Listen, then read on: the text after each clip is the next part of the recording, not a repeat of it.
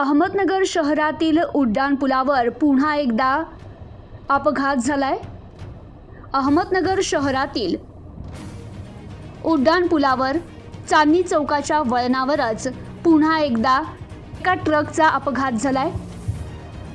औरंगाबादच्या दिशेनं आलेली ट्रक पुण्याच्या दिशेनं जात असताना अहमदनगर शहरातील उड्डाणपुलावर चांदणी चौक येथील वळणावर आली असता तेथे डिव्हायडरला धडकली आहे आणि ही ट्रक उड्डाणपुलावर पलटी झाली आहे। उड्डाणपुलावरील अपघाताचं सत्र हे सातत्यानं सुरूच आहे। सुरुवातीपासून वादग्रस्त ठरलेला हा उड्डाणपूल आता पुन्हा एकदा चर्चेत आलाय। माल वाहतूक करणारा हा ट्रक पलटी झाला असून अपघात होताच बघ्यांची मोठी गर्दी झाली होती। अपघाताची माहिती मिळताच पोलीस देखील घटनास्थळी तात्काळ दाखल झालेत। Bureau report, news today 24, Ahmednagar.